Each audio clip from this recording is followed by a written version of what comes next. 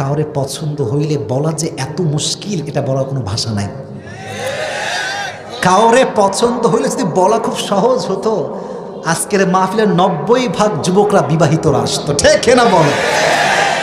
বলাও যেমন সহজ না, বিয়ে করাও তেমন সহজ না। তুমি আজকালকার আপনারা বাবারা যারা আছেন, please don't mind, this is the reality and I have to talk about the reality. বাস্তব কথা আমরা বলতে কাউকে ভয় পাই না। আস্তে ঠিক বললেন কেন আপনারা? বাবারা আজকাল চরিত্রবান যুবকের চাইতে টাকাওয়ালা যুবককে বেশি প্রাধান্য দেয়। এই মাথায় রাখবেন, জীবনে যা হারাই গিয়েছে এটার মেসেজ হচ্ছে এরকম, যা হারাইছে এর চাইতে উত্তম বেটার অপশন আল্লাহ আপনার জন্য তৈরি করে রেখে দিয়েছে। অতএব বলবেন না হুজুর শেষ, আমার ক্যারিয়ার শেষ, জীবন শেষ না। মুমিনের জীবন যেখান থেকে শেষ হবে, মুমিন সেখান থেকে আবার জীবন শুরু করবে, ঠিক না বলেন? আজ থেকে অভিযোগ বাদ দেন, সবসময় ভাববেন যে কি আছে। Don't think about whatever you don't have, you have to think about whatever you have. যা আছে তা নিয়ে ভাবেন, যা নাই তা নিয়ে ভাববেন না। দেখবেন আপনার জীবনটা অচিরেই সুখময় হয়ে যাবে। সুবহানাল্লাহ পড়েন। টাঙ্গাইল কিন্তু ঢাকা থেকে বেশি একটা দূরে নয়, অ্যাভারেজ 2 ঘন্টা লাগতে পারে টাঙ্গাইল থেকে ঢাকা। ঢাকার গুলশানের নাম শুনছেন আপনারা সবাই? উত্তরার নাম শুনছেন সবাই? অনেকে শুনেছেন, অনেকে গেছেন। আপনি যদি রাজশাহীতে যান, আমার কথাগুলো কিন্তু আপনি শুধু ঠিক বেঠিক বলে শুনলে হবে না। আমি কিন্তু চিকন মাথা খাটাই কথাগুলো বলতেছি, লিখে লিখে রিসার্চ করে বলতেছি, আমার জীবনের বাস্তবিক অভিজ্ঞতা থেকে শিখে আমি বলছি। আপনারা থাকেন টাঙ্গাইলের ভেতরে, এখানে আপনাদের বিশ্ব রোড আছে, ওখানে 2 ঘন্টা দাঁড়া থাকবেন, দেখবেন কোনো রেঞ্জ রোভার নাই, কোনো BMW নাই। আপনি গুলশানে যাবেন, দেখবেন প্রত্যেকটা সেকেন্ডে সেকেন্ডে আপনার সামনে দিয়ে হয় BMW যাবে, না হয় রেঞ্জ রোভার যাবে। কথা ঠিক আছে না যুবক ভাইয়েরা? এটা আমি এই প্রশ্ন গুলশানে গিয়েছিলাম, জাস্ট এটা ওয়াজে বলছি এই জন্য, এখানে শিক্ষার বিষয় আছে। আমি আসিফের গাড়ি খুবই নর্মাল, জাস্ট প্রোগ্রামের জন্য এটাকে কিনা হয়েছে। আমি আসিফ যদি ভাবি কিরে গুলশানে এই লোকের কাছে রেঞ্জ রোভার আছে, মার্সিডিজ আছে, রোলস রয়েলস আছে, আমার কাছে তো কিছুই নাই, আমি কখনো সুখী হতে পারবো না। আমি যদি টাঙ্গাইলের রেলওয়ে স্টেশনে যাই আর দেখি ছোট্ট একটা বাচ্চা, দুধের বাচ্চা, ঠান্ডায় কনকনে শীতে কাঁপছে, চাদর নাই, বালিশ নাই, খেতা নাই, মা এমন অবস্থায় বসে আছে, সন্তানকে যে দুধ পান করাবে, বুকের দুধ, যেহেতু 3 বেলা খানা পায় না, বুকের দুধটাও শুকায় গেছে, ওরে দেখলে আমার মন চাইবে যে আমি পৃথিবীর সবচেয়ে সুখী মানুষ।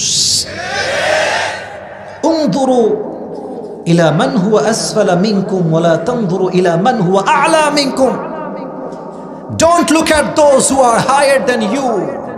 যারা তোমার চাইতে উঁচু লেভেল বিলং করে, আরো ভালো আছে, এদের দিকে তাকায়ও না। যারা তোমার চাইতে খারাপ আছে, নিচু পজিশনে আছে, তাদের দিকে তাকাও, তোমার এই দিলটা খুশ দ্বারা ভরপুর হয়ে যাবে। সুবহানাল্লাহ পড়া। তো আজকে যে সূরার তাফসীর করব, সূরাটা কোরআনের ভেতরে সবচেয়ে মোটিভেশনাল সূরা। আর আমি অগ্রিম একটা অ্যানাউন্সমেন্ট দিচ্ছি, ঘোষণা বলতে পারেন। আমার আজকের এই ওয়াজের কথাগুলো যে শেষে গিয়ে বলতে পারবে, আমি আসিফের পক্ষ থেকে আজকে রানাগাছার মাটিতে তাকে আমি পুরস্কৃত করব। এখন কে পুরস্কার নিতে রাজি আছেন একটু মাথায় চিন্তা করে নেন, যদি মনোযোগ দিয়ে শোনেন আপনি কিন্তু বলতে পারবেন। মনোযোগ আছে সবার ইনশাআল্লাহ? তাকবীর দেন, লিল্লাহি তাকবীর। কোরআনুল কারীমের আজকে যে সূরা থেকে আমরা তাফসীর শুনবো, সূরাটা হচ্ছে 93তম সূরা। কত number? This is the basic knowledge of this surah. 93 নম্বর সূরা। এই সূরার আয়াত সংখ্যা হচ্ছে 11টা আয়াত সংখ্যা। প্রত্যেক সূরার মাঝে 2টি পার্ট আছে, একটা হচ্ছে মাক্কি আর একটা হচ্ছে মাদানী। এই সূরাটা হচ্ছে মাক্কি সূরা, 30 পারার শেষের দিকে এটি অবস্থিত, 17 নম্বর পৃষ্ঠায় এটি অবস্থিত। তাহলে আজকে আমাদের মূল আলোচনার যেই সূরা, এটার নাম হচ্ছে সূরাতুদ দুহা। নামটা বলেন কি? সবাইকে বলতে হবে, নামটা বলেন কি নাম? দুহা। কোরআনের সবচেয়ে মোটিভেশনাল সূরা হচ্ছে 2টা, এক সূরাতুদ দুহা, আর এক হচ্ছে সূরাত আলাম নাশরাহ। এই আয়াতগুলোতে আল্লাহ এমন কিছু মেসেজ দিয়েছে যে বান্দা বুঝবে, মানবে, তার জীবনে অশান্তি বলতে আর কিছু থাকবে না। সুবহানাল্লাহ পড়ে। তো এই সূরাটার কিছু প্রেক্ষাপট আছে, শানে নুজুল আছে। এই সূরার বৈশিষ্ট্য কি জানেন? এই সূরা পড়ার সঙ্গে সঙ্গে মাথার যেই চাপ, মাঝে মাঝে আমরা ঘুমের ওষুধ খাই চাপ সামলাইতে। অনেক লোক আছে যারা চাপ কমাইতে মদ খায়, গাঁজাও খায়। আস্তে ঠিক বলেন কেন? আপনার জোরে বলতে হবে তো ভাইরা, ঠিক আছে কিনা? যে মদ পান করে, যে নেশা করে, তার ডিপ্রেশন কখনো হালকা হয় না, তার ডিপ্রেশন আরো বেশি লেভেলে বেড়ে যায়। আর যে কোরআন পড়ে বিপদের সময়, কষ্টের সময় তার দুঃখ কষ্ট হালকা করে দেয়, একজন আওয়াজ দিয়ে বলেন তো তিনি কে? এই সূরার সেন্ট্রাল থিম বা সাবজেক্ট ম্যাটার হচ্ছে you cannot be upset as a Muslim. This is the main message of this surah. Never lose hope and never be frustrated. হতাশ হওয়া যাবে না, নিরাশ হওয়া যাবে না। আল্লাহ বলছে তোমার গুনাহ কত করেছো তুমি, ইন্নাল্লাহা ইয়াগফিরু যুনুবা জামিআ। যখন তুমি দুটো হাত তুলে আল্লাহর কাছে তওবা করবা, তোমার এই চোখের পানি নাকের ডগায় আসার আগেই আমি আল্লাহ তোমার জীবনের সমস্ত গুনাহ খাতা মাফ করে দেব। টেনশনের কোনো কারণ নাই। মুসলমান তো একটা কথা বলবে, যার রব আছে তার টেনশনের কোনো কারণ নাই, ঠিক কিনা বলেন? প্রত্যেকটা সূরার একটা শানে নুজুল আছে। কেন নাজিল হয়েছে, কোন প্রেক্ষাপটে নাজিল হয়েছে, আমরা তাফসীরে ঢুকে যাচ্ছি, খুব মনোযোগ দিয়ে শুনবেন। নবীজির কাছে প্রতিনিয়ত আল্লাহর পক্ষ থেকে ওহী নাজিল হতো। হঠাৎ করে ওহী আসা আসমান থেকে বন্ধ হয়ে গেল। একদিন যায়, 2 দিন যায়, 3 দিন যায়, 4 দিন হয়ে যায়, এভাবে 2 সপ্তাহ কেটে গেল, ওহী আর আসমান থেকে নামে না। আল্লাহর হাবিব টেনশনে পড়ে গেলেন, আল্লাহ কি আমার উপরে নারাজ হয়ে গেল নাকি, ওহী কেন আসে না? এদিকে কাফেররা তো সুযোগে আছে, নবীকে কখন গালি দেওয়া যায়, সুযোগ বুঝে বলছে, আরে মুহাম্মদ তোর রব তোরে ভুলে গেছে। নাউজুবিল্লাহ পড়লেন না? তোর রব তোরে না ভুললে ওহী বন্ধ হলো কেন? নবীজি টেনশনে পড়ে গেলেন যে আল্লাহ ওহী নাজিল হয় না কেন? And he started to miss the revelation. ওহীকে তিনি মিস করতে আরম্ভ করলেন। আর কাফেররা গালির পরে গালি দেওয়া শুরু করলো যে মুহাম্মদের রব মুহাম্মদকে ভুলে গেছে। এবার আল্লাহ তাআলা সমস্ত কাফেরদের বিরুদ্ধে আয়াত নাজিল করলেন। আল্লাহ বললেন ওয়াদুহা ওয়াল লাইলি ইযা সাজা। নবী হে, সূর্যের কিরণের শপথ, আলোর শপথ, আর রাতের শপথ, রাত যখন হয় নিঝুম আর নিস্তব্ধ। আল্লাহ এই রাত দ্বারা ওহীর অনাগমন বুঝালেন, আর দিন দ্বারা ওহীর আগমন বুঝালেন। আচ্ছা, টাঙ্গাইলের রানাগাছার ভাইরা সারা দিন যদি আলোই থাকে, রাত না হয়, ভাল লাগবে? এত সুন্দর জবাব, বলেন ভাল লাগবে? আবার সব সময় অন্ধকার, কোনো আলো নাই, সূর্য নাই, ভাল লাগবে? আল্লাহ বলছেন নবী হে, ওহী যদি নাজিল হতেই থাকে, ওহীর একটা প্রেশার আছে। অলওয়েজ নাজিল হলে আপনার শরীরটা দুর্বল হয়ে যাবে। দিন শেষে রাতের ঘুম যদি মানুষের না হয়, মানুষের শান্তি লাগে না। তো আমি যে আপনার ওহী বন্ধ করেছি, এটার কারণ এটা নয় যে আমি আপনার উপরে অসন্তুষ্ট, বরং আমি বন্ধ করেছি একটা কারণ, যে আমার নবী কষ্ট পাবে, আরাম করবে না, এটা আমি আল্লাহ আরশে আজিম থেকে সহ্য করতে পারবো না। সুবহানাল্লাহ পড়ে। আপনার শান্তির জন্য, আপনার আরামের জন্য ওহীকে বন্ধ করে দিয়েছে। একজন আওয়াজ দিয়ে বলেন তিনি কে? মা ওয়াদ্দাআকা রাব্বুকা ওয়া মা ক্বালা। Your Lord has not forgotten you, ya prophet. নবী হে, আল্লাহ তো আপনাকে ভুলতে পারে না। সবাই সবাইকে ভুলতে পারে, বাট আল্লাহ কাউকে ভুলতে পারে না। আজকে সমাজ, যুব সমাজ আজকে বেশি আসছে। আজকাল তো বাংলাদেশে প্রেমের কোনো শেষ নাই, রিলেশনের কোনো শেষ নাই। আর এখানে অনেক বোনেরা আসেন, আমি জানি, প্রত্যেকটা বোনকে আমি সম্মান করি। আচ্ছা, মাহফিলে এত বোরকাওয়ালি মেয়ে আসে, তাহলে পার্কে যেই বোরকাওয়ালিরা প্রেম করে, এরা কারা? ঠিক আছে না যুবক ভাইরা আমার কথাটা?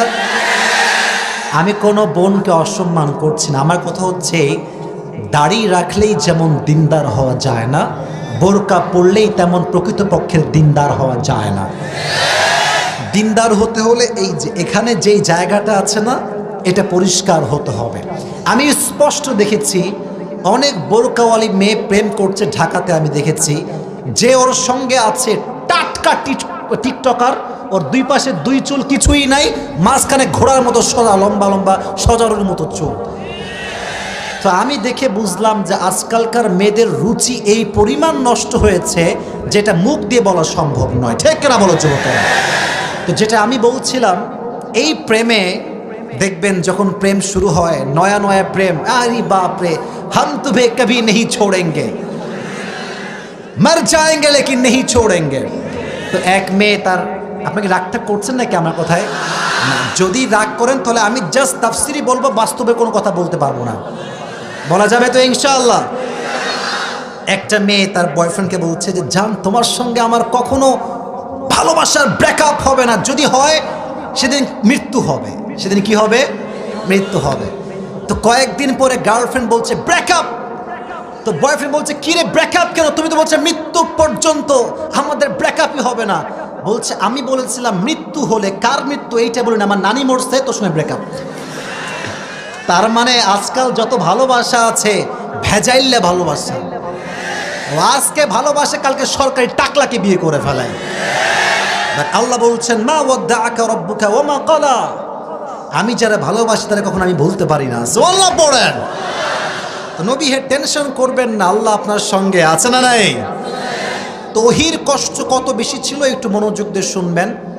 ওহি যখন আকাশ থেকে নাজিল হতো, আরশে আজিম থেকে জিব্রাইলের মাধ্যমে নাজিল হতো, ওহির ভারে নবীর গলা এবং দাড়ি সব ঘেমে যেত। আর এক হাদিসে আসছে, ওহি যখন নাজিল হতো, আল্লাহর হাবিব যদি ঘোড়ার পিঠে থাকতেন, ঘোড়া যখন দাঁড়িয়ে থাকতো, ওহি নাজিল হলে ঘোড়ার পাটা জমিনের ভেতরে দেবে যেত। ওহির এতটা ভার ছিল। মিথলা সালসালাতিল জরস। আচ্ছা, স্কুলে যখন ছুটি হয় এটা কি দেয়? ঘন্টা। এই ঘন্টার ধ্বনির মতো ওহি নাজিল হতো, আওয়াজ বিকট শব্দে ওহি নাজিল হতো। মিয়া আপনি আমি তো ইসলাম পাইছি সহজে, যত কষ্ট করেছেন আমাদের প্রিয় নবী আল্লাহর হাবিব সাল্লাল্লাহু আলাইহি ওয়াসাল্লাম, সুবহানাল্লাহ পড়ে। ওহির একটা ভার ছিল, কষ্ট ছিল। আল্লাহ বলেন নবী এত কষ্ট আপনি সহ্য করবেন, আর আল্লাহ আমি দেখবো তাকায় তাকায়, এটা হতে পারে না। আপনার কষ্টকে হালকা করার জন্য আমি আল্লাহ ওহিকে বন্ধ করেছি। সুবহানাল্লাহ পড়লেন না?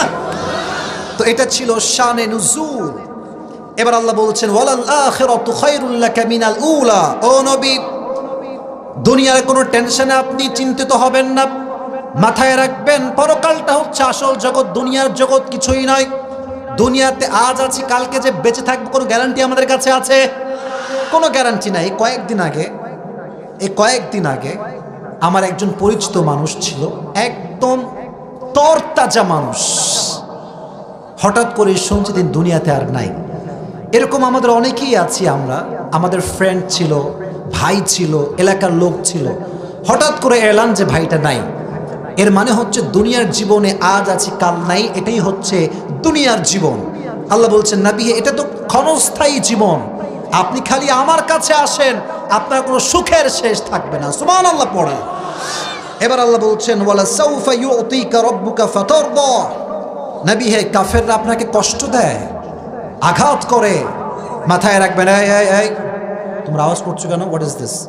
প্রত্যেকটা যুবক এখানে কলিজার থেকে আমার ওয়াজ শুনছে, কথা ঠিক আছে যুবক ভাইরা? আমার কথাটা কোনো নয়েজ ক্রিয়েট করা যাবে না, মাথায় রাখবেন।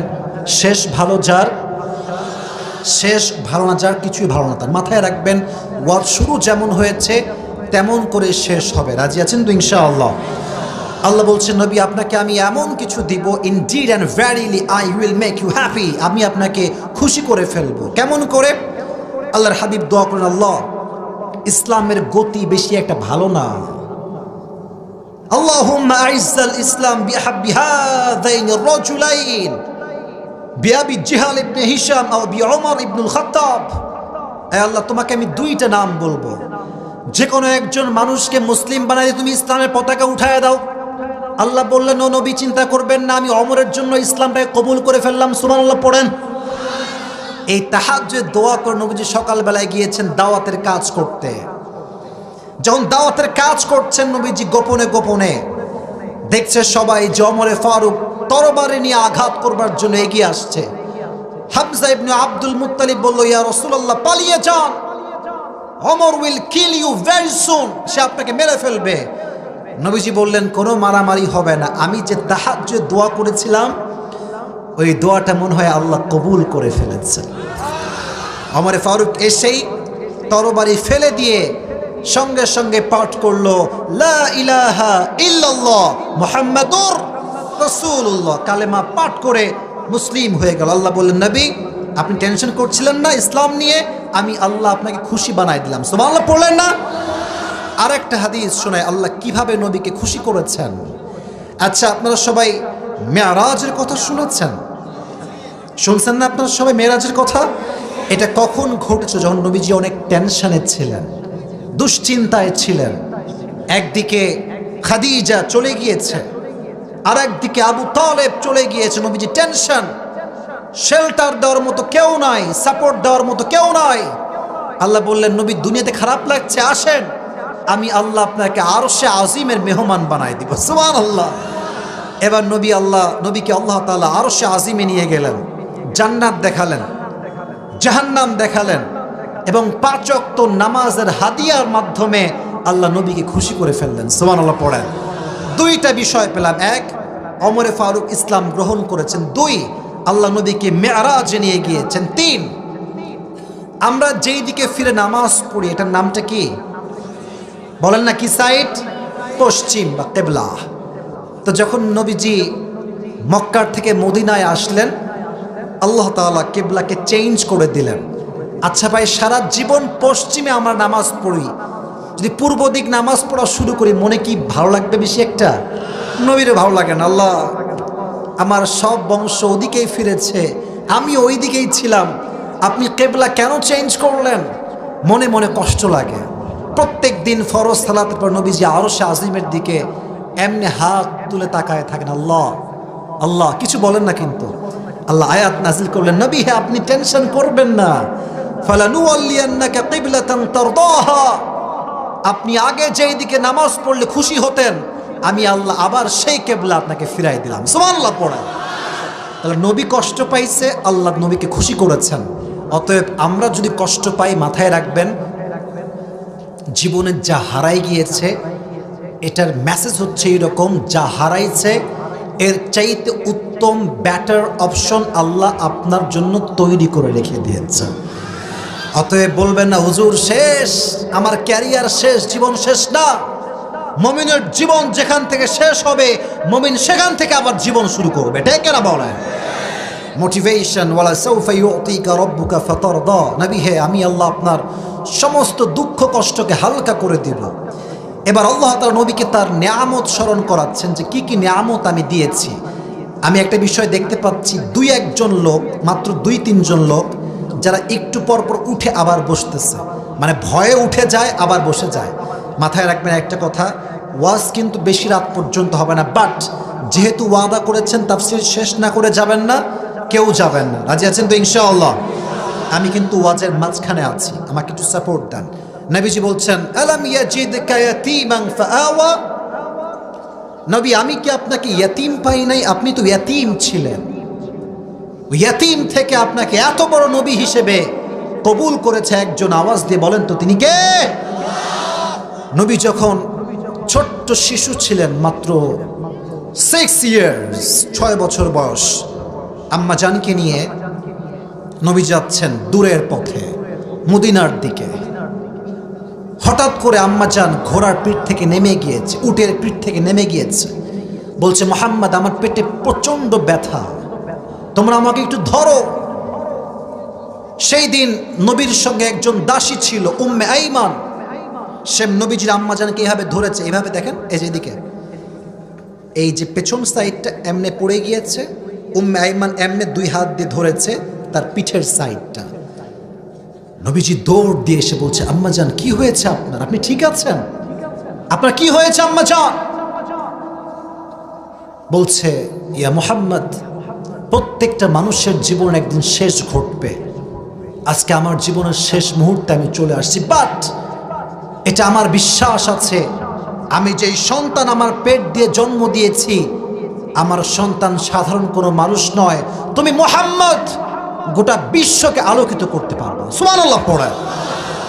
এই কথা বলেই নবীর আম্মা জান চোখ বন্ধ করলেন, জায়গায় ইন্তেকাল করলেন, শেষ। নবী তো মাত্র 6 বছর বয়সের মাত্র বাচ্চা, যুবকও হতে পারে নাই। মায়ের মৃত্যুতে নবীজি শোকে দিশাহারা হয়ে গেলেন, কাঁদতে শুরু করলেন। আম্মা জান আপনি কোথায় গেলেন? উম্মে আয়মান তাকে টেনে হিচড়ে পাহাড় থেকে নামিয়ে নিয়ে আসছে। যারা ওমরায় গিয়েছেন দেখবেন আবাওয়া, এখানে নবীজির মায়ের কবর দেওয়া হয়েছে, চতুর্পাশে পাথর আর পাথর। আমি গিয়ে ভাবলাম কি রে, এখানে চতুর্পাশে পাথর, নবীর আম্মাকে কবর দিল কেমনে আর নবী গেল কেমনে? হাদিসে আসছে 57 বছর পরে 63 বছরের বয়সে যখন নবীজি মায়ের কবরের পাশ দিয়ে যাচ্ছেন, বলছেন এই সাহাবা একরাম যাও তোমরা, যে যার জায়গায় ফিরে যাও, আজ আমি আমার মায়ের সঙ্গে কথা না বলে বাসায় যাব না। জোরে সোরে সুবহানাল্লাহ আপনারা পড়লেন না সবাই ভাইরা? আজকে মায়ের সঙ্গে আমি কথা বলেই যাব। নবীজি এদিকে তাকান, আমার বডিতে মাঝে মাঝে দেখবেন বাচ্চারা এই যে 2 হাঁটু আছে না, 2 হাঁটু তুলে এমনে করে দেখবেন মাঝে মাঝে কান্দে। এটা হচ্ছে মায়া কান্না। বাচ্চারা 2 হাঁটু তুলে এমনে কান্দে। তো নবীজি কবরের পাশে বসেছেন, বিশ্ব নবী সাইয়্যিদুল কাউনাইন সাইয়্যিদুল মুরসালিন কবরের পাশে একজন বাচ্চার মতো বসে গেছে, 2 হাঁটু তুলে এমনে 2 চোখ থেকে কাঁদতেছে ফুপিয়ে ফুপিয়ে, আর বলছে আম্মা জান আপনি তো জানতেন যে দুনিয়াতে আপনি ছাড়া আমার কেউ ছিল না, আপনি আমাকে রেখে কোথায় চলে গেলেন? আপনি কোথায় গেলেন আমাকে রেখে? আম্মা জান দুনিয়া বড় স্বার্থপর, প্রকৃতপক্ষের ভালো শুধুমাত্র মাই বাসতে পারে, দুনিয়ার কোনো মানুষ মায়ের মতো কাউকে ভালোবাসতে পারে না, ঠিক কিনা? আপনি আমাকে রেখে কোথায় গেলেন আম্মা জান? নবীজি ফুপিয়ে ফুপিয়ে কাঁদছেন। সাহাবা ইকরামের হাদিস থেকে এই কথা আসছে। তো আল্লাহ বললেন আলাম ইয়াজিদকা ইয়াতীমান ফাআওয়া, নবী আপনি তো ইয়াতীম ছিলেন, আপনাকে বড় করেছে, আশ্রয় দিয়েছে একজন, তিনি কে? এবার আল্লাহ বলছেন ওয়াজাদাকা দাল্লান ফাহাদা, ও নবী আপনি পথ ভুলে গিয়েছিলেন, আপনাকে সঠিক পথের দিশা দিয়েছে একজন, তিনি কে? এবার আসেন একটা সুন্দর আয়াত, সুন্দর মোটিভেশন, এটা বুঝতে হলে আমাকে জবাব দিতে হবে। আল্লাহ বলছেন ওয়াজাদাকা আইলান ফাআগনা, নবী আপনি একজন গরিব মানুষ ছিলেন, আপনাকে ধনী বানিয়েছে কে? এবার আসেন প্রশ্ন করি, টেস্ট করি যে আপনাদের মনোযোগ কতটুকু আছে এবং আপনারা কতটুকু নলেজ ইসলামের রাখেন। তাকবীর দেন, লিল্লাহি তাকবীর। মুরব্বী আব্বা জানরা, যুবক ভাইরা, ডানে বামে যারা আছেন, listen to me with full concentration, মনোযোগ দিয়ে শুনবেন। বলেন তো নবীজির দ্য ফার্স্ট ওয়াইফ, যিনি প্রথম ওয়াইফ ছিলেন, তিনি কি কুমারী ছিলেন না ডিভোর্সড ছিলেন? বলেন তো সেই নারীর নাম ছিল কি? রাদিয়াল্লাহু তাআলা আনহা। ওনার প্রায় স্বামী মারা গিয়েছে, সন্তান যা ছিল ওনার কাছেই ছিল, স্বামী সব মারা গিয়েছে। আল্লাহ বলছেন নবী আমি আপনাকে ধনী থেকে গরিব, গরিব থেকে ধনী কেমন করে বানিয়েছি জানেন? আপনাকে এমন একটা বউ দিয়েছি যেই বউটা আরব বিশ্বের সবচাইতে ধনী ঘরের নারী। সুবহানাল্লাহ পড়লেন না? এখন আপনাদেরকে আমি এটা তাফসীরের অংশ হিসেবে পেশ করতে চাই, নবীর সঙ্গে খাদিজার বিয়ে কেমন করে হয়েছিল এটা শোনার ধৈর্য সবার আছে তো ইনশাআল্লাহ? একজন মেয়ের যখন স্বামী মারা যায়, মেয়েটা বোঝে স্বামীর কত দাম। আজকে অনেক মেয়েরা স্বামীকে খোঁটা দেয় যে তোর কপাল ভালো, তুই আমার মতো একটা বউ পাইছিস রে। কথা বলেন, কথা বলেন, তোর কপাল ভালো, তুই তো কাইল্লা রে, আমি তো ফর্সা। আছে এটা, আমি আমার ফেসবুকে একটা ওই পেজ আছে দেখবেন, আবরারুল হক আসিফ নামে, ওখানে অনেক মাশাআল্লাহ যুবকরা আছে, অনেক বোনেরা আছে, প্রায় মেয়েদের মেসেজ যারা বিবাহিতা যে হুজুর আমার স্বামী ভালো না, আর স্বামীর মেসেজ বউ ভালো না, খোঁটা মারে। আর যুবকদেরকে বলবো, যুবকের একটা কথা শোনো, জীবনে এত টাকা কামাই করতে হবে হালালভাবে যেন তোমার বউকে দেখিয়ে ভ্লগ করে টাকা ইনকাম করতে না হয় আজকাল, ঠিক আছে? আজকাল বউ একটা পণ্য হয়ে গিয়েছে, বলতে আমি খুব দুঃখ পাচ্ছি, এটা পণ্য হয়ে গিয়েছে। বউয়ের রূপ দেখাবে, চুল দেখাবে, ঘাট দেখাবে, আরো অনেক কিছু দেখায় ভ্লগাররা টাকা ইনকাম করবে। আর আমরা আবাল বাঙালি আছি, আমরা আবার বলি যে আমিও বিয়ের পর এরকম ভ্লগ করব। আছে না নাই বলেন না কেন, কথা বলেন না কেন? মাথায় রাখবেন, যে তার বউকে দেখিয়ে টাকা ইনকাম করে সে দায়ুসের সন্তান। ঠিক কেনা বলো যুবকেরা? সে দায়ুস, সে কখনো ভালো মুসলমান হতে পারে না। আমাদের কথা হচ্ছে ভাই, I am really sorry to say that, but এটা সত্য কথা। যে পুরুষ তার বউকে মানুষের সামনে দেখায় বেড়ায় যে দেখো আমার বউ কত সুন্দর, সে বীর পুরুষ নয়, সে কাপুরুষের সন্তান। আর বীর পুরুষের সন্তানের কথা হবে, আমি আমার বউকে একা দেখবো আর কেউ দেখতে পারবে না। ঠিক কেনা বলো যুবক ভাইয়েরা? তো যখন খাদিজার স্বামী মারা গেল, উনি নিয়ত করলেন যে তাকাররা খাদিজা আন্নাহা লান তাতাযাওয়াজা মাররাতান উখরা। খাদিজা বললেন, যা হওয়ার হয়ে গিয়েছে, এটাই শেষ। I will never ever get married again. আমি জীবনে আর বিয়ে করব না। আল্লাহ বলছেন, খাদিজা তুমি বিয়ে করবা না মানে? তোমাকে এমন এক যুবকের সন্ধান দিব, তুমি বিয়ে না করে কোথাও যাইতেই পারবে না। সুবহানাল্লাহ পড়ে। একদিন খাদিজা রাদিয়াল্লাহু তাআলা আনহা ঘুমিয়ে আছেন। খুব মনোযোগ দিয়ে হাদিসটা শুনবেন আমার কলিজার টুকরা যুবক ভাইয়ের আম্মা জানরা। রাতের অন্ধকারে ঘুমিয়ে আছে, হঠাৎ করে স্বপ্ন দেখছে রাতটা নির্মূল হয়ে গিয়েছে, চতুর্পাশে কোথাও কোনো আলো নেই, অন্ধকার। হঠাৎ করে খাদিজার চোখ পড়েছে আকাশের দিকে, দেখছে একটা সুন্দর চাঁদ আকাশে আছে। তাকানোর সঙ্গে সঙ্গে চাঁদটা খাদিজার দিকে দৌড় দিয়ে চলে আসছে।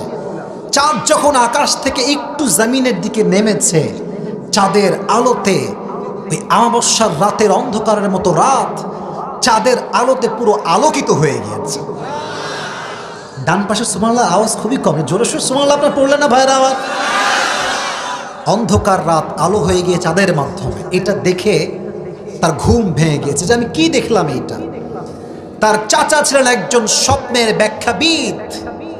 ঘুম থেকে উঠেই দেরি না করে তাৎক্ষণিক চাচার কাছে গিয়েছে, চাচা জান আমি এরকম স্বপ্নে দেখেছি চাঁদ আকাশ ভেঙে আমার দিকে ছুটে আসছে, আর চাঁদের আলোতে পুরো রাতটা জ্যোৎস্নার মতো আলোকিত হয়ে গিয়েছে। তো চাচা, what is the explanation of this dream? মা তা'বিরু হাযাল হুলম? এই স্বপ্নের ব্যাখ্যাটা কি? চাচা তাওরাত খুললেন, ইনজিল খুললেন, সব পড়ে উনি বুঝতে পারলেন যে ভাতিজি শোনো, এই স্বপ্নের ব্যাখ্যা হচ্ছে শেষ নবী যিনি হবে তাকে আল্লাহ তাআলা তোমার স্বামী হিসেবে কবুল করেছে। উনি তো খুশিতে বাগবাগুম, আরে সব স্বামী চলে গিয়েছে, এবার একটা স্বামী মনে হয় আমার কপালে জুটবেই জুটবে। বাট অবাক করা বিষয় হচ্ছে নবীর সঙ্গে তার কোনোদিন দেখা হয় নাই, কোনোদিন মিট হয়নি যে তিনি দেখতে আসলে কেমন হবেন। তো নবী ছিলেন মক্কার জমিনে একজন বিশাল বিশ্বস্ত ব্যবসায়ী, টাকা পয়সা কম ছিল বাট বিশ্বস্ত মানুষ ছিলেন। কাফেররা, ইহুদিরা নবীর সঙ্গে ব্যবসার ডিল করত। কাফেররা কাফেরকে যে পরিমাণ বিশ্বাস করতো না, তার চাইতে 1000 গুণ বেশি আমার নবীকে বিশ্বাস করত।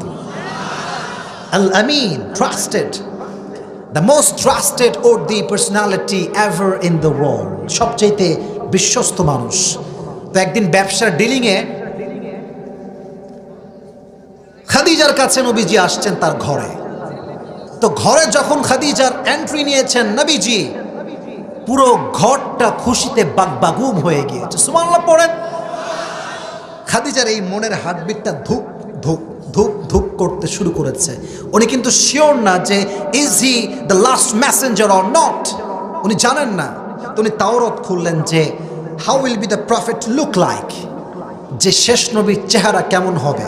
উনি জানতে পারলেন শেষ নবী হবে সুঠামো দেহের একজন মানুষ, তার বুক হবে উঁচা, পেট হবে নিচা। কানা রাবআতাম মিনাল কওম, the prophet will be medium of size, neither tall nor short.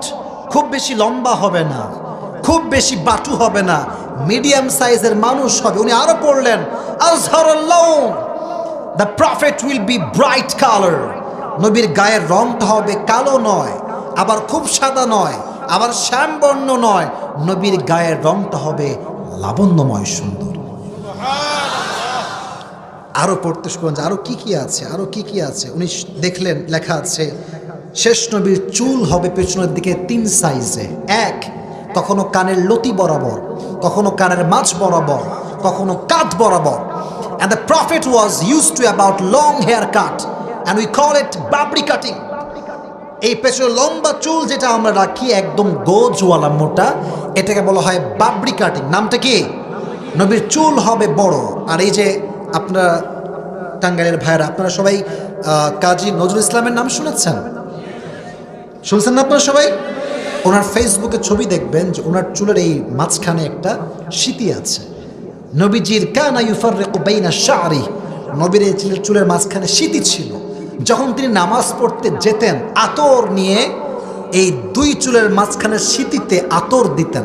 যেখানে তিনি সেজদা দিতেন ওই সেজদার জায়গাটা খুশবুতে আমোদ হয়ে যেত। সুবহানাল্লাহ পড়েন। উনি বুঝে ফেললেন সব পড়ে যে yes, he is the last Messenger, he is the most handsome personality that I have ever seen before. এরকম সুদর্শন পুরুষ তো আমি জীবনেও দেখি নাই, এটাই শেষ নবী হবে। উনি সামনে আসলেন, ব্যবসার ডিলিং হল। বাট ভাইরে ভাই, কাউরে পছন্দ হইলে বলা যে এত মুশকিল, এটা বলার কোনো ভাষা নাই। কাউরে পছন্দ হইলে যদি বলা খুব সহজ হতো, আজকের মাহফিলের 90% যুবকরা বিবাহিতরা আসতো। ঠিক না বলো? বলাও যেমন সহজ না, বিয়ে করাও তেমন সহজ না। তুমি আজকালকার আপনারা বাবারা যারা আছেন, please don't mind, this is the reality and I have to talk about the reality. বাস্তব কথা আমরা বলতে কাউকে ভয় পাই না। আস্তে ঠিক বললেন কেন আপনারা? বাবারা আজকাল চরিত্রবান যুবকের চাইতে টাকাওয়ালা যুবককে বেশি প্রাধান্য দেয়। একজন যুবক মাশাআল্লাহ 5 ওয়াক্ত নামাজি, দাঁড়িয়ে আছে, and very handsome guy and very religious boy, মাশাআল্লাহ, very perfect। আসছে, আব্বাজান I wanna marry your daughter, this is my proposal, এটা আমার পক্ষ থেকে প্রস্তাব, আপনার মেয়ের বড্ড ভালো লাগে। বাবাজান বেশিরভাগ সময় দেখবেন তারা কখনো বলে না যে বাবা তুমি কি নামাজ পড়ো, তোমার কি দাড়ি কোথায়, তোমার চরিত্র খবর কি, না। Always they ask a question and that is बेटा तुम कितने पैसे कमाते हो पहले ये बताओ। টাকা তো টাকা থাকলে আব্বা জানা টাকলার সঙ্গে বিয়ে দিতে কোনো দেরি করে না। তো সেদিন নাটোরের মাহফিলে আমার নাটোরের মাহফিলে আমি বললাম, একজন যুবক ওই মেয়ের বাপ যে টাকলার সঙ্গে বিয়ে দিয়েছে বলছে, আব্বাজান ये आपने क्या कर दिया, किसके साथ शादी दे दिया, इसके सर पे तो बाल नहीं है, এর মাথায় তো চুল নাই, আব্বাজান আপনি কি করলেন এটা? তো বাবা বলছে একটা অসাধারণ জবাব আর কি, বুঝাই कैसी बात कर रहे हो, सर पे बाल नहीं है तो क्या हुआ, जेब में माल तो है ना। মাথায় চুল না থাকলে কি হবে, পকেটে টাকা থাকলে বাপরা রাজি হয়ে যায়, ঠিক কিনা বলো? তবে সবাই একরকম না, সব বাবাকে এক পাল্লায় মাপা যাবে না। বাট আমি এতটুকু বলবো, যদি আব্বাজানরা টাকার চাইতে চরিত্রকে বেশি প্রাধান্য দেয়, দেশের ভেতরে জেনার সংখ্যা কমে যাবে, বিয়ের সংখ্যা বেড়ে যাবে। তো এখন খাদিজা প্রস্তাব দিবে কেমনে, খুব টেনশনে পড়ে গেছে। এখন মাথায় রাখবেন, যদি কাউকে পছন্দ হয় আগে নিজে যাবেন না, কাউরে ভায়া হিসেবে পাঠাবেন। চাচি হতে পারে, মা হতে পারে, বাপ হতে পারে। তুমি আগ বাড়ায় গেলে মায়ের খাওয়ার সম্ভাবনা একটু বেশিই আছে। তো খাদিজা ভাবলেন যে না, আমি প্রস্তাব দিলে বিষয়টা জমবে না। তোমার একজন দাসী ছিল, তার নাম ছিল নাফিসা। নাম কি? আপনার কথা বলার নাম ছিল কি? নাফিসা। বলো নাফিসা, শোনো, আমার একটা প্রস্তাব আছে এই যুবকের জন্য, তুমি একটু আমার পক্ষ থেকে প্রস্তাবটা দিয়ে দাও। নাফিসা যদিও বা একটু বয়স্ক মহিলা, বাট ভেতরে একটা লজ্জা মেয়ে হিসেবে আছে না নাই? নবীর কাছে আসছে, তখন তুমি নবুয়ত পান নাই। এসে বলছে আসসালামু আলাইকুম, উনি বলছেন ওয়ালাইকুম আসসালাম। কি খবর নাফিসা, আপনি কেন এসেছেন? বলছে লজ্জা পাচ্ছে যে কেন আসছে, তো সরাসরি বলা যায় না। তো বলছে এমনি কথা বলার জন্য আসলাম, ব্যবসার খাতিরে আর কি, চালাকি করে আর কি। তো বলছে আচ্ছা একটা প্রশ্ন করব, ইফ ইউ ডোন্ট মাইন্ড, করা যাবে? বলছে অবশ্যই করেন, কোনো সমস্যা নেই। তো বলছে আচ্ছা আপনি তো মাশাআল্লাহ তাগড়া যুবক, ইয়াং মানুষ, যুবক ছেলে, আপনার বয়স 25 ইয়ার্স ওল্ড, 25 বছরের যুবক, আপনি বিয়ে করেন না কেন? তো নবীজি লজ্জা পাইছে, বলছে যে দেখেন বিয়ে তো করতে চাই, but I have lacking of money, টাকা পয়সা নাই। সত্য কথা, এটা হাদিস থেকে বলছি।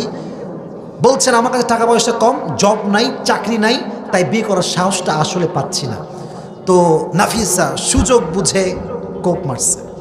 বলছে আচ্ছা এই সমস্যা, it's not a big deal. আমার কাছে এমন একজন মেয়ের সন্ধান আছে যাকে বিয়ে করলে আপনাকে টাকাও দেওয়া লাগবে না, বাড়িও দেওয়া লাগবে না, খাওয়াও দেওয়া লাগবে না, ড্রেসও দেওয়া লাগবে না, বরং তাকে বিয়ে করলে আপনার কোনো কিছুর অভাব হবে না। সুবহানাল্লাহ, জোরে সোরে পড়লেন না আপনারা সবাই? এবার নবীজি বলছেন মান হিয়াল মারআ, সেই মেয়েটাকে, ওয়া মা ইসমুহা, সেই মেয়েটার নাম কি আমাকে বলেন। নাফিসা বলছে ইয়া মুহাম্মদ ইসমুহা খাদিজা, সেই মেয়েটার নাম হলো খাদিজা রাদিয়াল্লাহু তাআলা আনহা। সুবহানাল্লাহ। তো নবীজির ব্যাপারটা হচ্ছে এরকম, নবীও প্রথম দেখাতেই খাদিজাকে পছন্দ করেছেন। সুবহানাল্লাহ পড়লেন না? তো বলছেন না ঠিক আছে, আমি রাজি আছি, বাট আমার রিলেটিভস আছে, আমার চাচা না হলে আমি বিয়েটা করতে পারবো না, চাচাকে বলতে হবে। তো চাচা আসছে, বলছে মুহাম্মদ কি হয়েছে বলো। বলছে চাচা যান, আমার পক্ষে তো এটা একা করা সম্ভব নয়, খাদিজার পক্ষ থেকে একটা বিয়ের প্রস্তাব আসছে আমার জন্য, আপনি কি রাজি আছেন? বলছে আরে তো কপালের ব্যাপার, এরকম মেয়ে তো কোথাও পাওয়া যাবে না, বিয়ে করে ফেলো, কোনো সমস্যা নাই। বিয়ের জন্য আয়োজন করা হলো। এবার আসেন সুন্দর একটা কথা, বিয়ের ক্ষেত্রে অলিমা আছে না নাই? আয়োজন হয় না? বিয়ে শাদীর জন্য একটা আয়োজন হয় না? হয় না? আয়োজন বেশি একটা করবেন না, যত বড় আয়োজন করবেন, খাওয়াবেন মানুষকে, মানুষ বড় বেঈমান, পেট ভরে খাবে, ধুমাইয়া খাবে, আর যাওয়ার সময় বলবে লবণ কম হয়েছে। বেশি আয়োজন করবেন না, নিজের বিয়ে নিজে খাবেন ভাই, আমি শিখাই দিচ্ছি। নিজের বিয়ে নিজে খাবেন, এনজয় করবেন। 14 গোষ্ঠীকে দাওয়াত দিয়ে খোঁড়া খাওয়ার দরকার আপনার নাই, ঠিক না বড়? তো ছোট্ট একটা আয়োজন হয়েছে। তো আবু তালেব বলছে তোমার মোহর কি দিব? আমার কাছে টাকা পয়সা খুবই একটা নাই, তোমাকে আমি 20টা উট মোহর হিসেবে দিব। কয়টা উট? তো খাদিজা বলছে ঠিক আছে দেন আমাকে, কোনো সমস্যা নাই, 20টা উটই আমি নিয়ে নিব। বিয়ে হয়ে গেল। বিয়ের পরে অলিমার একটা দরকার আছে। তো খাদিজা বললেন আমার যে 20টা উট আমি মোহর হিসেবে পেয়েছি নবীর পক্ষ থেকে, এই 20টা উট জবাই করে মেহমানদেরকে খাওয়াই দাও। What a broad minded personality man, কি বড় মনের মানুষ ছিলেন তিনি। এখন যখন বিয়ে হয়ে গিয়েছে, এবার আসেন আয়াতের মূল কথা, এটা হচ্ছে আয়াতের মেইন মেসেজ। বিয়ের পরে মক্কার ভেতরে কানা ঘষা শুরু। আরে মুহাম্মদের মতো একজন ছোট্ট যুবক, যার টাকা পয়সা কিচ্ছু নাই, তাই খাদিজা কেন বিয়ে করলো, এটা নিয়ে একটা বড় ঝামেলা শুরু হয়ে গেল। সবাই বলল আজ থেকে আমরা খাদিজাকে সামাজিকভাবে বয়কট করলাম, তার সঙ্গে আমাদের আর কোনো কথাই নাই। এবার খাদিজা সবাইকে ডাকলেন, মদিনার মক্কার সব ধনী ব্যক্তিদেরকে ডাকলেন। আচ্ছা ভাই, কি সমস্যা আপনাদের? আপনার স্বামী, আমার স্বামী, কি সমস্যা আপনাদের? বলছে তুমি হচ্ছে ধনী, তোমার স্বামী হচ্ছে গরিব, এটাই মেইন ফ্যাক্ট, মেইন প্রবলেম। এবার আসেন আল্লাহ বলছেন ওয়াজাদাকা ইলান ফাগনা। খাদিজা বলছেন ও গরিব তাই সমস্যা? আজ আমি খাদিজা ঘোষণা করলাম সবার সামনে, আমার যে সম্পত্তি আছে, আজ থেকে আমার সমস্ত সম্পত্তির মালিক আমি আমার স্বামীকে বানাই দিলাম। ওয়াজাদাকা ইলান ফাগনা। নবী আপনি গরিব ছিলেন, এমন একজন মেয়েকে আপনার জীবন সঙ্গিনী বানিয়ে দিয়েছি যে তার সমস্ত সম্পদ ইসলামের জন্য আপনার সামনে কোরবান করে দিয়েছে। সুবহানাল্লাহ পড়া। এবার আল্লাহ তাআলা নবীকে কয়েকটা নির্দেশ দিচ্ছেন, 3টা। এটা শুনে আমাদের ওয়াজ শেষের দিকে, এই সাদা গেঞ্জি ওই কই যায়, ওইটা সাদা গেঞ্জি ছোট বাচ্চা বসো, এদিকে এদিকে এদিকে, কিচ্ছু হয়নি, এদিকে তাকান। বলেন কয়টা নির্দেশ? শুনি নাই তো ভাই, একটু জোরে বলেন না কয়টা। 1, ফাআম্মাল ইয়াতীমা ফালা তাকহার, ইয়াতীমদের সঙ্গে খারাপ ব্যবহার করবেন না। কিছু মানুষ দেখবেন ইয়াতীমের সম্পদকে লুণ্ঠন করে খায়। আবার অনেক মানুষ আছে যদি জানে যে ছেলের বাপ নাই, তার সঙ্গে জুলুম শুরু করে দেয়, ঠিক না বলেন যুবকেরা? আর যার বাপ হারিয়ে যায়, সে বোঝে যে পৃথিবীতে বাবার মতো ভালো আমাকে কেউ বাসতে পারে না, ঠিক কিনা বলো? এখন বাবা আছে, খুব রাগ ওঠে, তাই না? যে বাবা, আমার আব্বার কথা আমি বলি, আমার আব্বা নিজে একজন স্কলার, আলেম, একটা মাদ্রাসার principal, and he is also a খতিব, বড় একজন খতিব একটা বড় মসজিদের। তো আমাকে দেখলেই শুরু হবে নসিহত, আব্বা এইটা করবা, ওইটা করবা না, এইটা করবা, ওইটা করবা না। তো আমি কখনো বিরক্ত বোধ করি না, কারণ আমি জানি আজ যদি বিরক্ত হয়ে যাই, একদিন এই বটবৃক্ষ থাকবে না, সেদিন আমি বাপকে খুঁজেও হারিয়ে কিনতে পারবো না, ঠিক আছে যুবক ভাইরা? আজ আছে মূল্য দাও, থাকতে মূল্য দাও, মানুষ হারিয়ে গিয়ে মূল্য দিলে কোনো লাভ হয় না, ঠিক কিনা বলো যুবকেরা? ফাম্মাল ইয়াতীমা ফালা তাকহার, ইয়াতীমের সঙ্গে আপনি খারাপ ব্যবহার করবেন না। ওয়া আম্মাস সাইলা ফালা তানহার, কেউ আপনার কাছে চাইলে, সাহায্য চাইলে তাকে ফিরিয়ে দিবেন না, তাকে নো বলবেন না। ঢাকায় যখন আমরা যাই, জ্যামে গাড়ি আটকানোর সঙ্গে সঙ্গে গরিবদের সিরিয়াল লেগে যায়, খালি এসে গাড়িতে নক করে, দেন স্যার কিছু দেন। যদি আমি এসি গাড়িতে বসে এই কথা ভাবি, যা রে এত বিরক্ত করে, এই নাই সেই নাই, হবে না, যাও।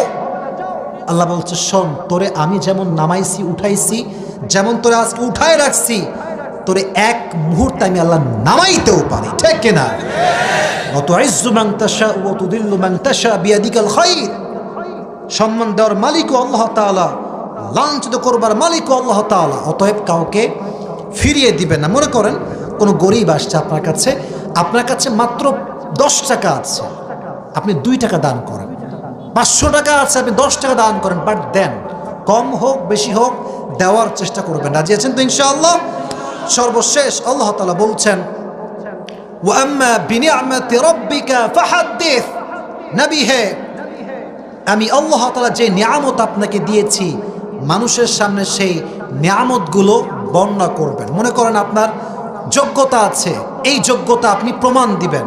আপনাকে আল্লাহ অনেক সম্পদ দিয়েছে, এই নিয়ামত বর্ণনা করবেন। যা আল্লাহ নিয়ামত আছে যত বেশি শুকরিয়াতান বলবেন, আল্লাহ বলছে আমি আল্লাহ আরো ডবল তোকে বাড়াই দিব, বাড়াই দিব, বাড়াই দিব। সুবহানাল্লাহ।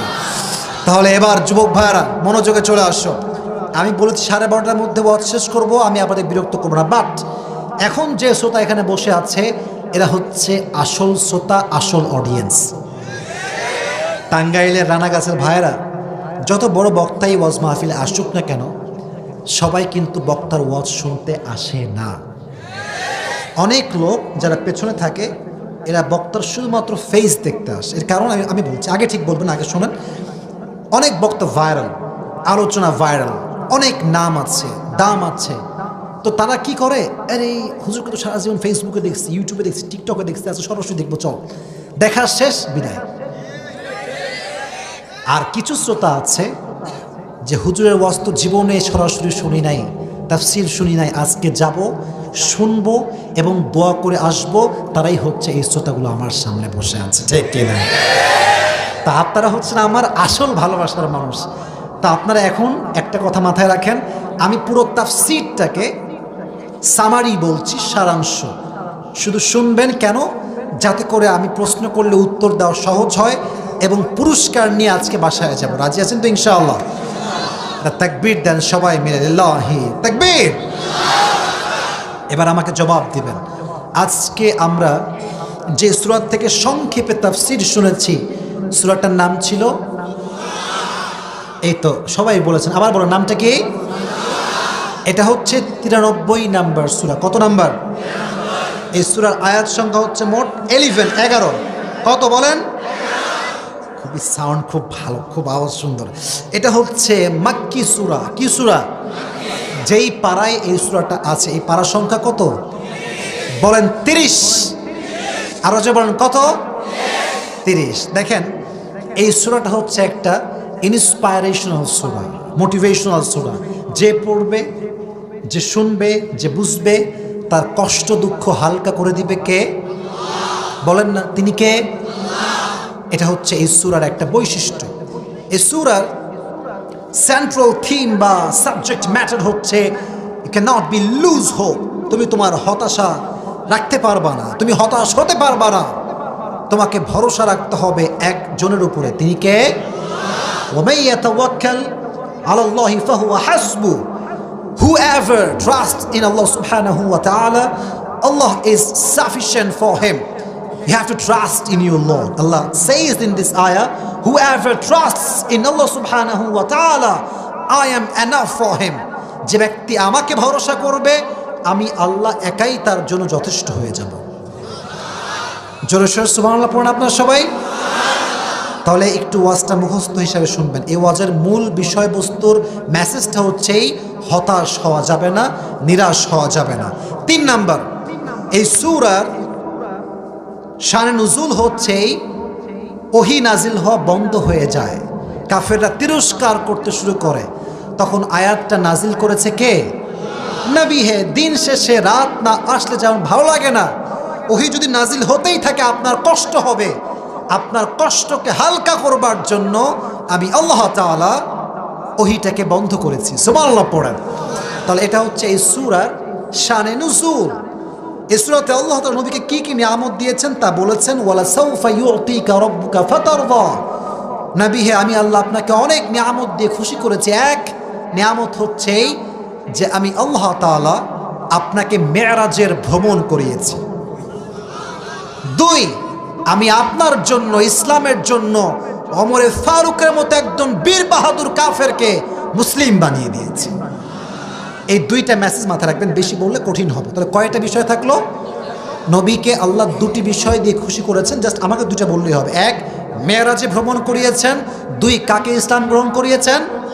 ওমরে ফারুক। এবার আসেন আল্লাহ নবীকে নিয়ামত স্মরণ করাচ্ছেন। এক, নবী ছিলেন ইয়াতীম, নবীকে বড় করেছে কে? দুই, নবী পথ হারিয়েছেন, আল্লাহ নবীকে পথ দেখিয়েছেন। তিন, নবী গরিব ছিলেন, তাকে ধনী বানিয়েছে কে?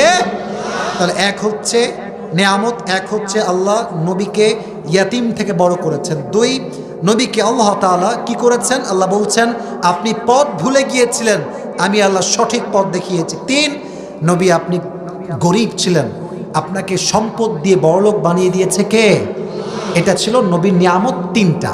আর সর্বশেষ আল্লাহ নবীকে তিনটা দিক নির্দেশনা দিয়েছেন। এক হচ্ছে ইয়াতীমের সঙ্গে খারাপ ব্যবহার করা, বলেন না ইয়াতীমের সঙ্গে খারাপ ব্যবহার করা যাবে।